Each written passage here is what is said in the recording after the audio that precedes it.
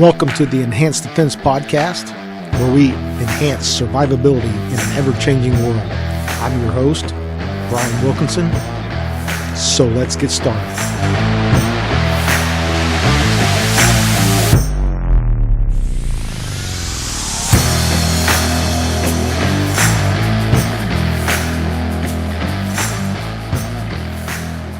Hey everybody, this is Wilkie, Enhanced Defense. Glad you guys could join us again. Sorry about the 3 weeks, almost a month now, disappearance from life, but I've been kind of busy. What have I been doing? Well, I'm glad that you asked.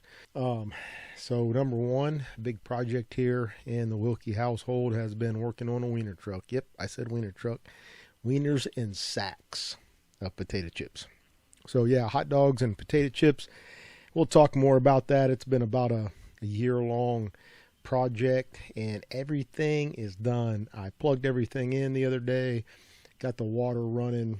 Everything's good. It is a mobile food truck.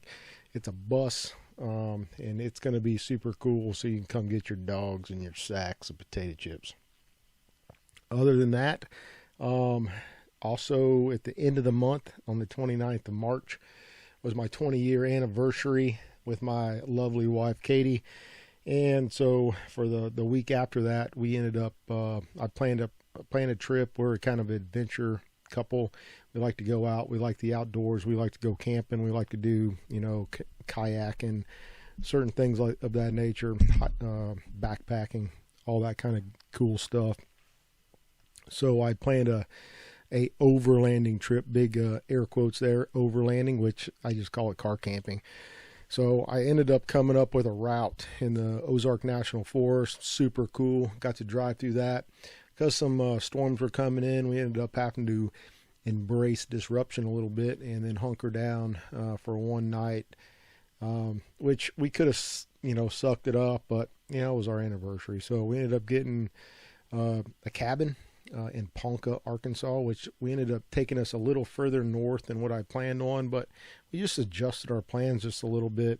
Got to see some cool stuff, a bunch of different waterfalls, of course, a little bit of land navigation, finding your way down Jeep trails, finding, a makeshift parking area, and then a trail, and then navigating ourselves back into either where waterfall or some type of, cool deal to see. I ended up getting to go to Whitaker Point, which if you ever look up the Ozark National Forest or the Buffalo River, Whitaker Point's this big point that goes off of some cliffs, and we hiked down to there. There's a couple mile hike there, a couple mile hike back, but super cool. I finally got to see it. I've been going up there for many years. It's one of my favorite places in the world.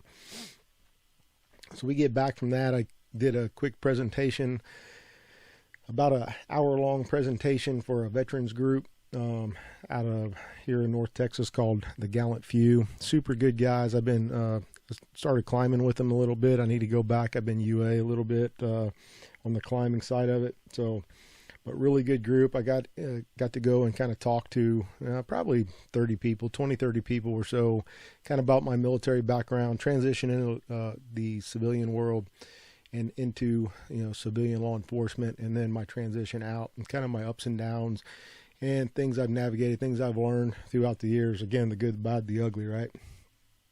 And then right after that, I ended up doing a 2-day operation with a multi-agency operation with the agency that holds my commission, and it was super cool. Got to do a lot of cool stuff. Again, it was a multi-agency operation, couple different locations that going on. We had a lot of wheels, a lot of moving parts in the whole thing. A lot of wheels were turning, which kind of brought me up to the podcast today.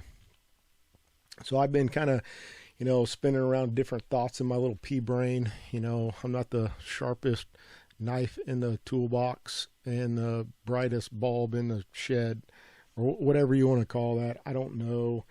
But I started spinning some stuff up in my head, and kind of what I seen, especially in the multi-agency operation when there's a lot of moving parts, things that I've seen over the years. And because I was just a dude, I wasn't, I really had no other responsibilities other than giving my input when I needed to, my 2 cents, and they either took it or they didn't. Either way, didn't hurt my feelings any. I've been involved in many of these types of operations over the years, and I've planned and understand, multi-agency and complex operations as well. So there was just some stuff that was going on, so I really started thinking about it.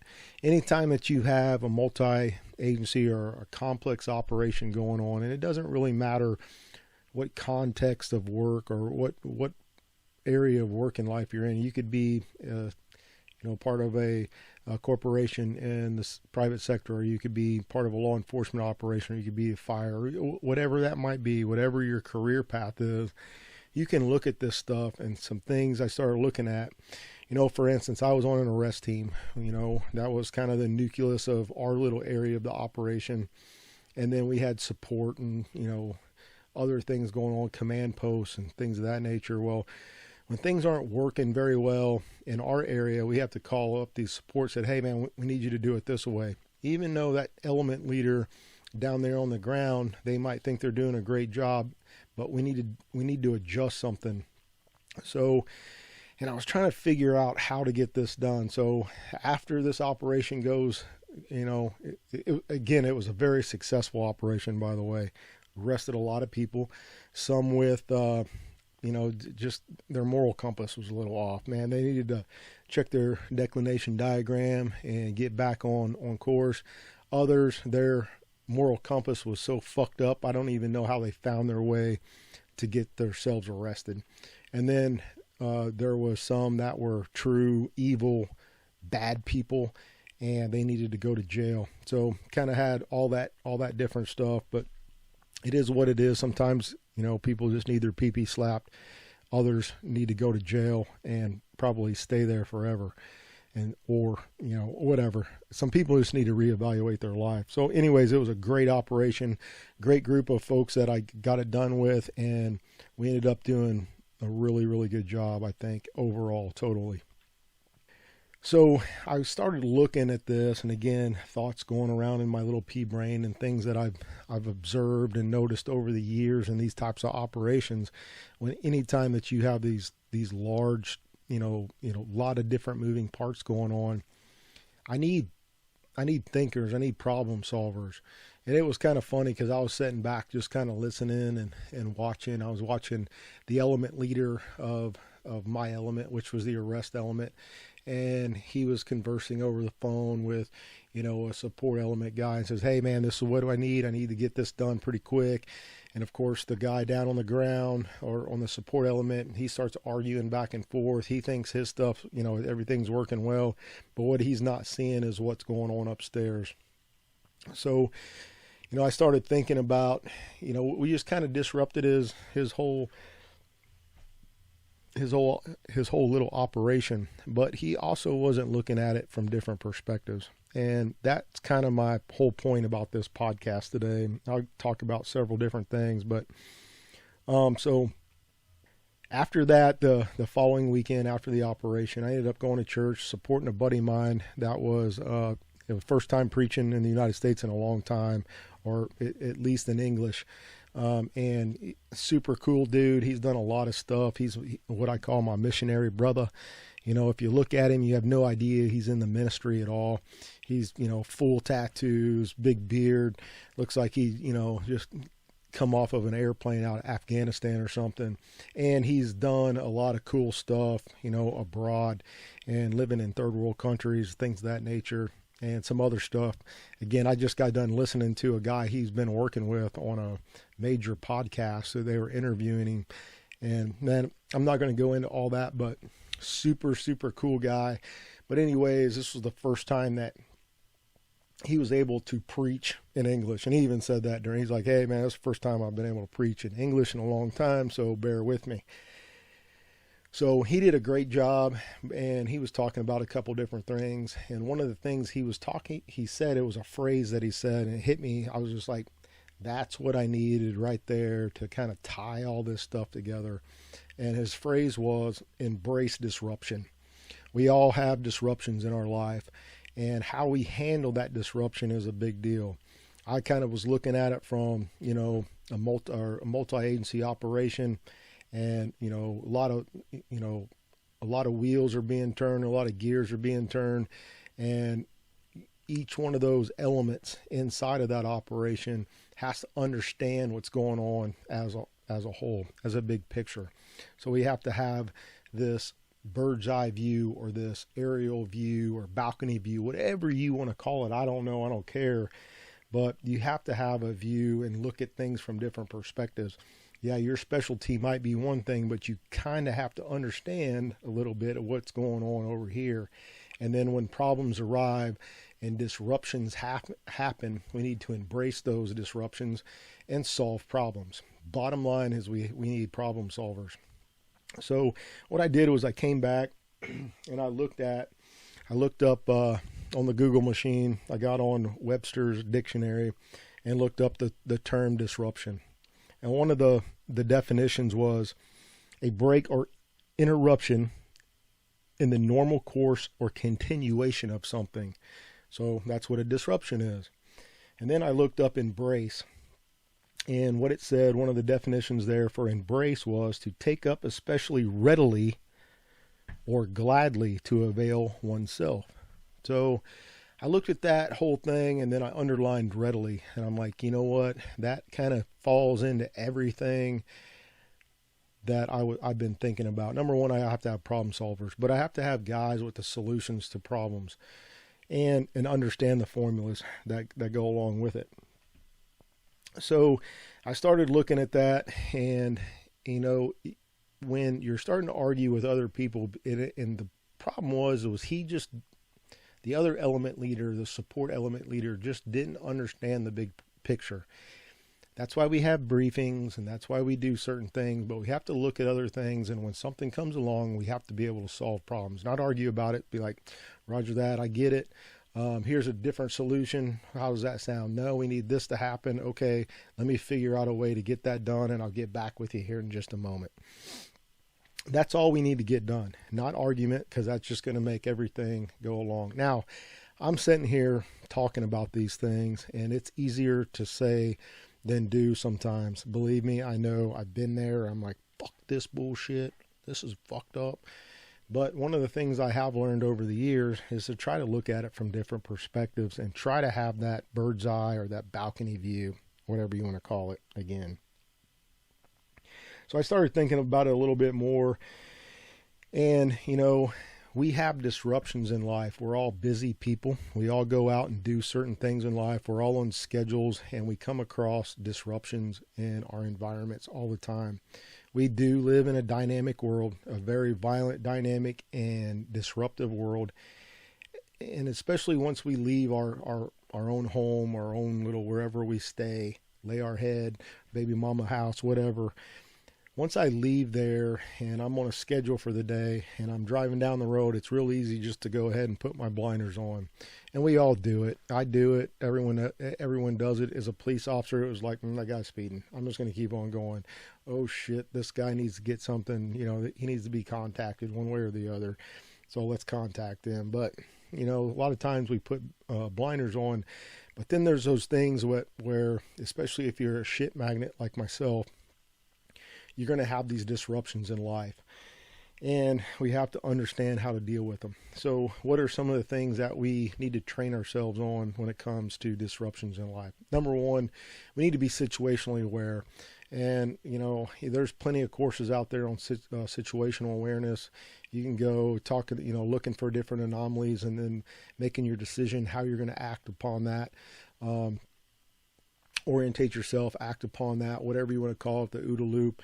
But there's a ton of different stuff out there. There's whole books written on situational awareness, and you guys can find it. We teach some of that stuff here in Enhanced Defense.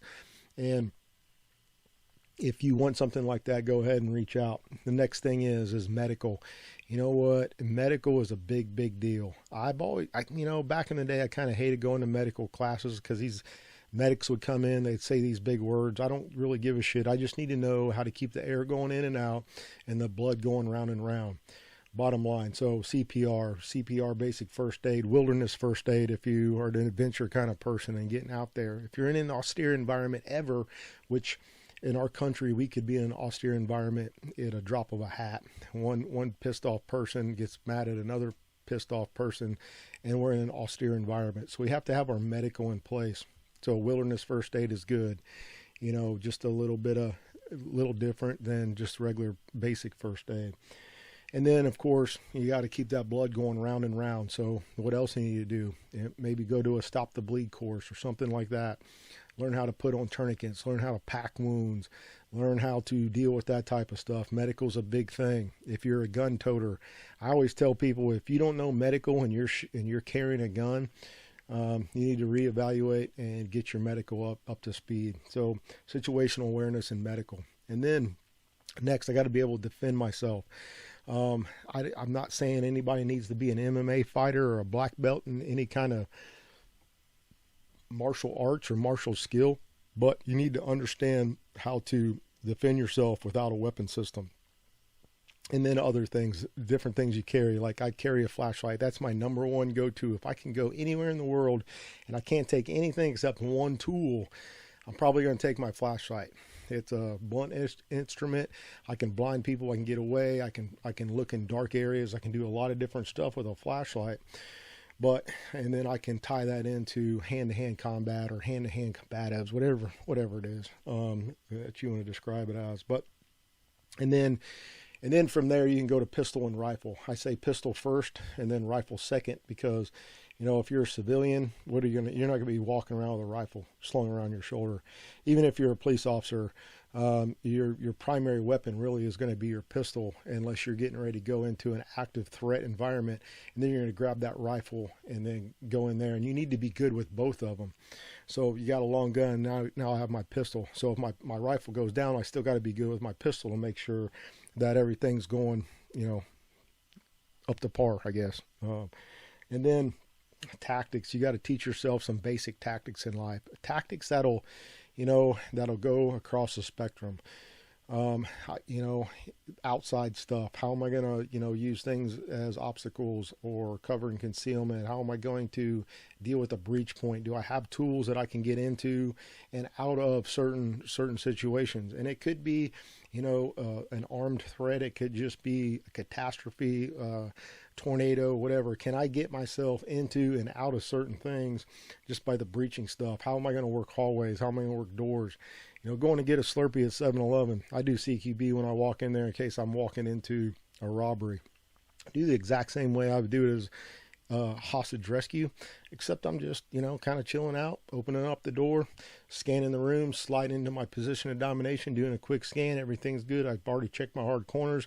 No threats. I'm going to go get my Slurpee and then take off, So, again, those are just some of the basic things. So, I go back to the definition about embrace, to take up especially, and again, I underline the word readily.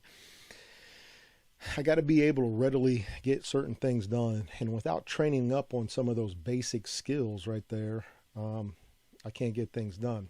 I like to go into the backcountry. I like to go backpacking and kayaking and certain things of that. So when I pack my gear in my backpack and whatever, I got to have certain things in place. They call it the big three.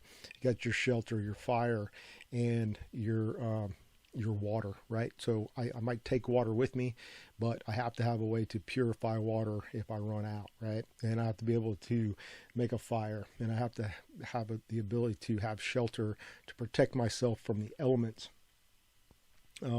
while I'm back in the backcountry. And then, of course, my medical, my situational awareness, all that other stuff comes into play.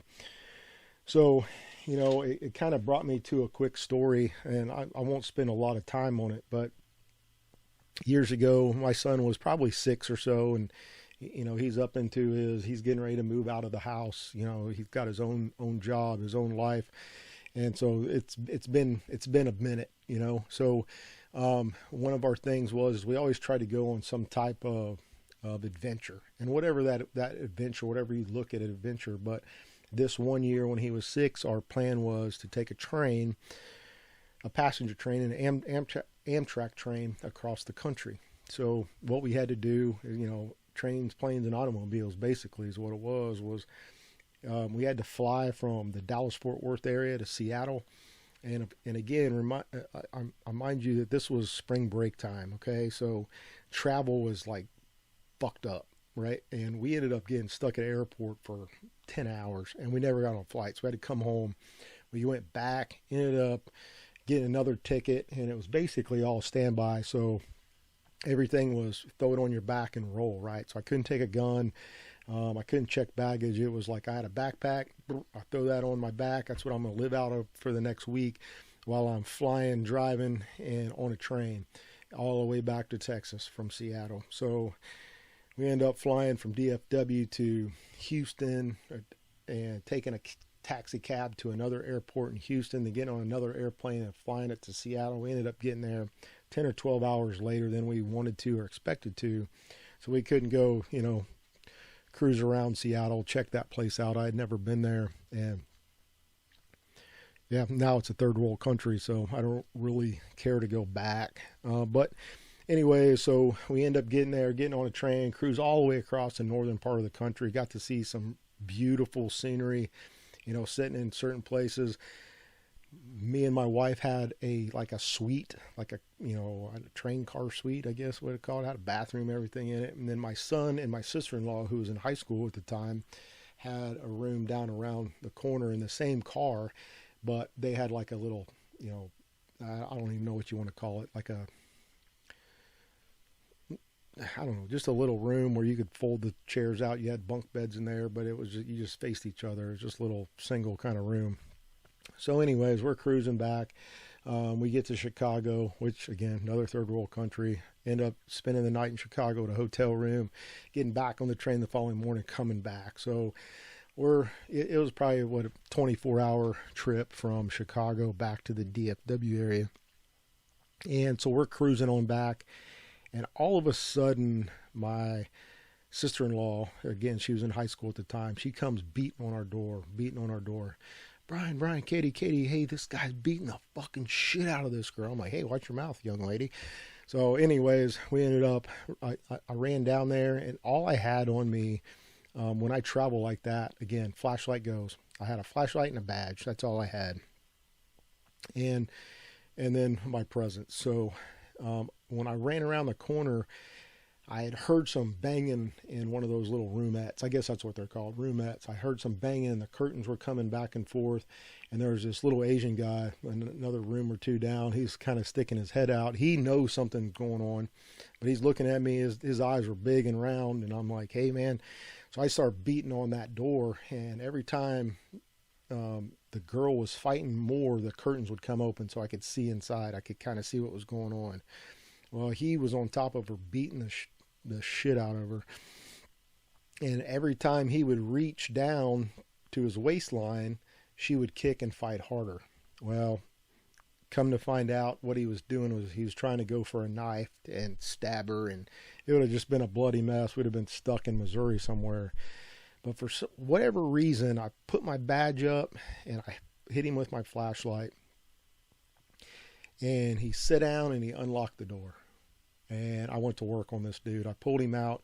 And about that time, that little Asian guy came and helped me out, helped me control this dude. He had a big Bowie knife hanging from his waist. So I was able to control him, keep his hands away from that. But the thing is I was ready. And plus I had medical kit in case I did have to do medical on somebody. I had medical kit with me. I had a flashlight. I had all these different things, but I didn't have my gun. I didn't have, everyone's like, well, I'll just shoot them. Well, sometimes you can't have your gun with you. So you have to be ready to handle certain problems. And if there was a medical emergency, I could have helped that. I could have at least helped stop that blood if he would have stuck her or stuck me or stuck that little Asian brother that helped me out. The thing is I guess the moral to that story is the Asian guy really, really wanted to help. He was glad to help in any way that he could, but he wasn't ready for it. He hadn't trained himself up in certain areas, didn't know what he could do when he could do it and be able to do it when it needed to be done. Talk about that here more in just a moment. So that's kind of one of those little stories in my life that I can look back and say, hey, embrace disruption. It was a disruption. Man, I was on vacation. I was just trying to sip some beer that I smuggled onto the train from Seattle. And still had some with me when we left Chicago, man. And that was it. and I was just trying to enjoy my time off and away from the police world. So, you know, we have to be able to embrace disruption. And to do that, you have to be trained up in certain areas, right? So how do we get better? Number one, so I wrote a couple little things here down on a list, but how do we be better at being able to embrace disruption? So number one, again, know what you can do, when you can do it, and be able to do it at the precise moment it needs to be done. I think I said that in a podcast 1 or 2 ago. I don't know. I think it was number 2 that I did it. I said that on, but I heard that years ago. Profound. Know what you can do, when you can do it, and be able to do it the precise moment it needs to be done. So the laws and everything else is going to tell you what you can do and when you can do it.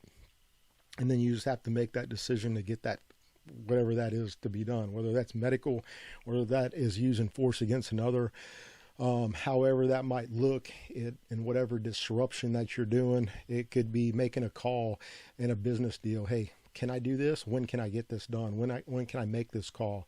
And it might be one of those ones, it might be the wrong call in your boss's mind, but you have to be able to articulate whatever that is. And then you have to be able to do whatever you're going to do at the precise moment that needs to be done. That's going to be your mental, your physical training, your knowledge prior to getting there. You have to be able to do that at the precise moment. Next thing is, and this is kind of one of those things I looked at from the operation that I was involved in last week.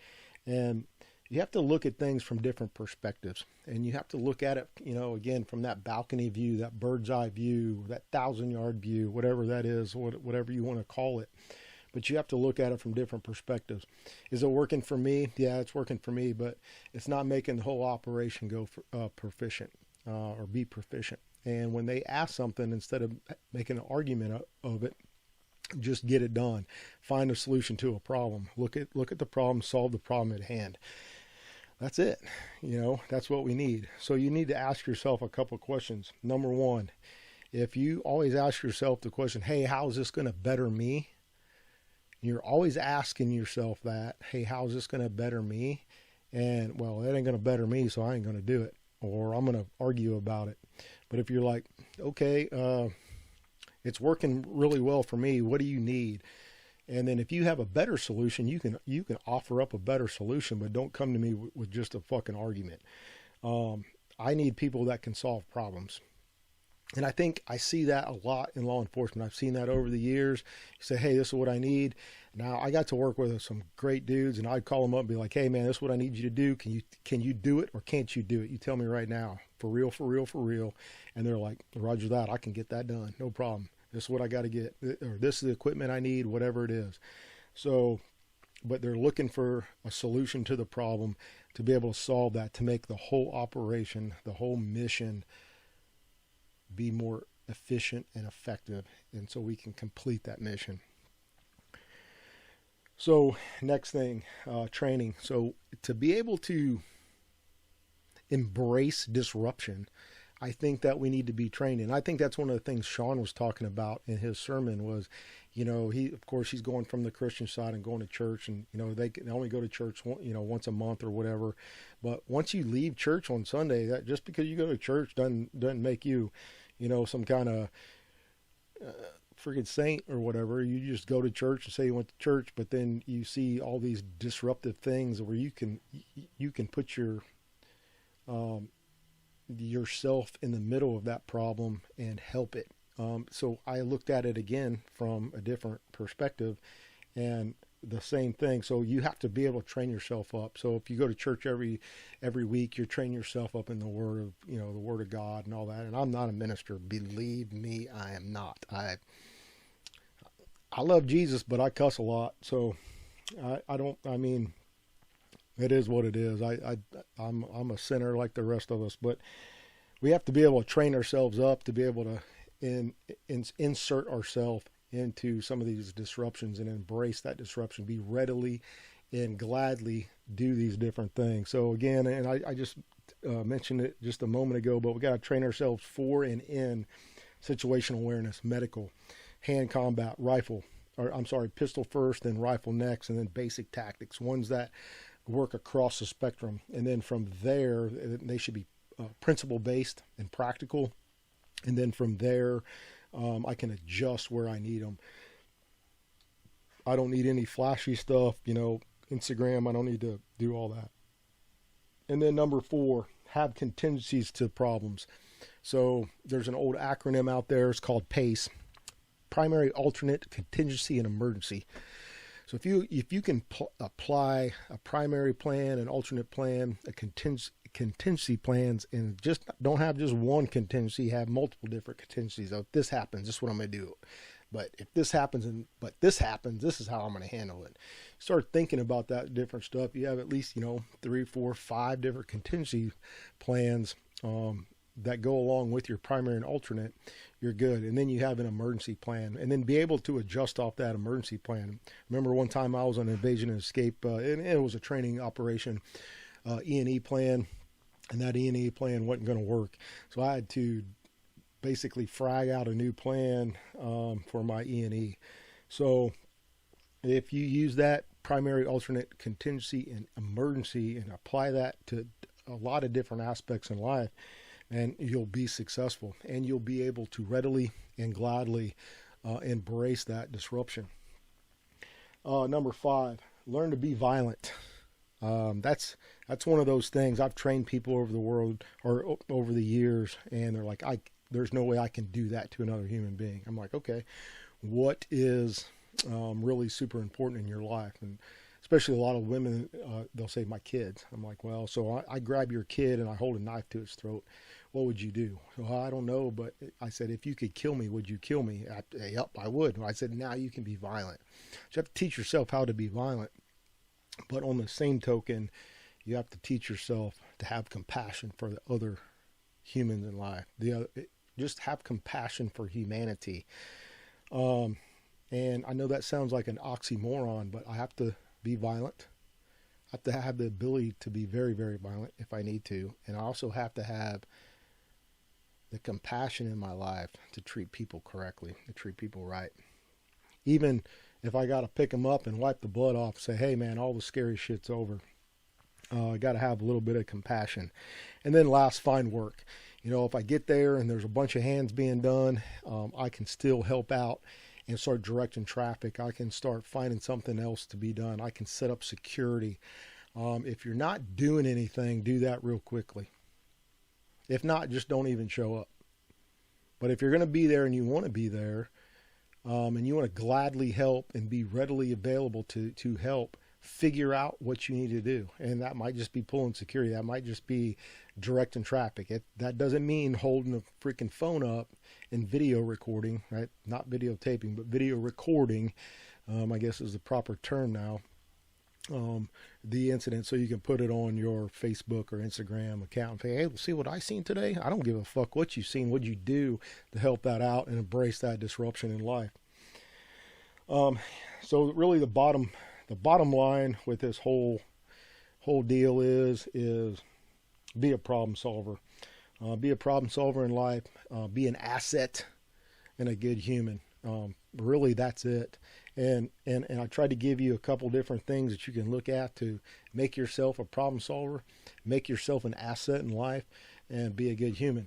So I went for about 30 minutes or so now, so I'm going to go ahead and cut this off and close this out. But as I close it out, hey, real quick, if you guys are book readers or anything like that, I'm finishing up. I love reading different books. I just kind of try to keep my mind sharp and kind of learn new things in life. I just got done reading a book, or I'm almost done. I'm in the last several pages, but it's called Saving Aziz. Aziz is A-Z-I-Z, Saving Aziz. He was an interpreter. Aziz was an interpreter in Afghanistan, and it was the guy he worked with, former Marine recon guy doing special operations stuff. He went and saved him, and then a bunch of other people working as a non-governmental organization. And he really puts in a lot of different perspectives about pulling out of Afghanistan and some of the real world problems that it's going to involve. But if you like reading that kind of stuff, Saving Aziz by Chad Robachek. Hopefully, I don't know the guy. I've never met him. but it was a very, very, very good book. And I also got to listen to an interview with him on another podcast, which was, man, and that's what got me, pointed to the book. So if you like to read that kind of stuff, Saving Aziz by Chad Robachek, and I think he's written a couple other books, like self-help books or whatever, but they're really, really good book. Anyways, and then lastly, if you are one of those folks out there in one of these police agencies that are looking for a good active shooter program, there is one in the Northwest coming up. You can look it up, activeshootertraining.com, or you can just get on the Google machine and put in Active Shooter Training, LLC, and it should be the number one on the Google page, whatever that is. So activeshootertraining.com, company, AST. I've trained with them for many years. I've been one of his instructors, at least on his page, and I've helped him out on a few different classes over the years.